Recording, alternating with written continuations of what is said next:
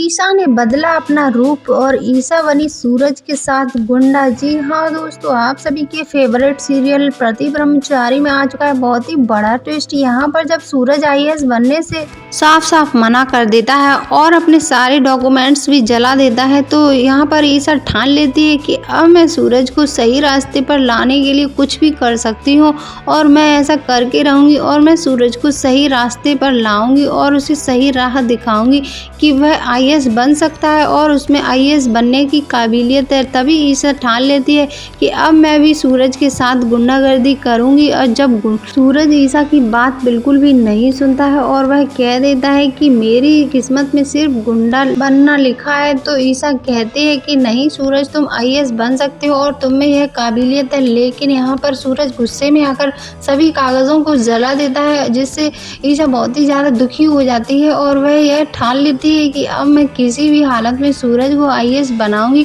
और अगर सूरज आईएएस बनेगा तो उसे देखकर मैं भी आईएएस बनूंगी। जी हाँ दोस्तों, लेकिन यहाँ पर सूरज ने बिल्कुल साफ साफ मना कर दिया है कि वह ऐसा कुछ भी नहीं करेगा, क्योंकि सालों पहले उसके सपनों में जो आग लगी थी उसकी वजह से अब वह बिल्कुल बदल चुका है। और जब सूरज शराब पी करके घर आता है नशे में, तो ईशा सूरज को देखकर बहुत ही ज़्यादा परेशान हो जाती है और वह सोचने लगती है कि सूरज पहले कितना अच्छा था और सबसे टॉपर था अपने कॉलेज में, और फिर आज उसकी यह हालत हो गई, तो अब मैं सूरज को सही राह दिखाने के लिए कुछ भी कर सकती हूँ। तभी वह गुंडा बनने की एक्टिंग करने लगती है और सूरज के दोस्त के साथ मिल करके वह सब कुछ सीखने लगती है जो एक गुंडा करता है। और वह ये ठान लेती है तो और वह जब सब्जी लेने के लिए मार्केट में जाती है सूरज के साथ, तभी ठेले वाला पैसे मांगता है, तो ईशा बहुत ही जोर से चाकू निकाल कर उस पर चिल्लाती है और कहती है अगर तूने पैसे लिए तो मैं तुझे काट डालूंगी और अभी तेरा बैंगन का भरता बना दूंगी। जी हाँ दोस्तों, लेकिन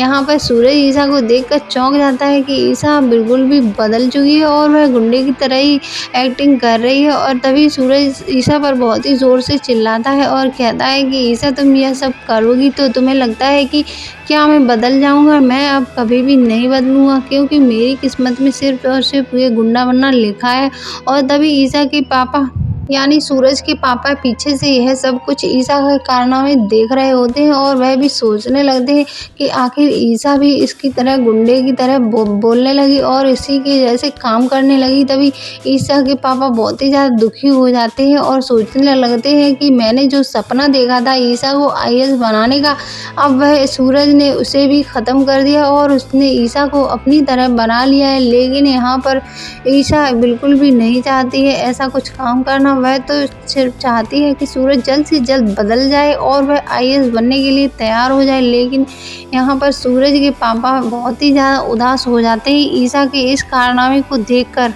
और साथ ही में जब ईशा घर में यह सारी तैयारियां कर रही होती है और वह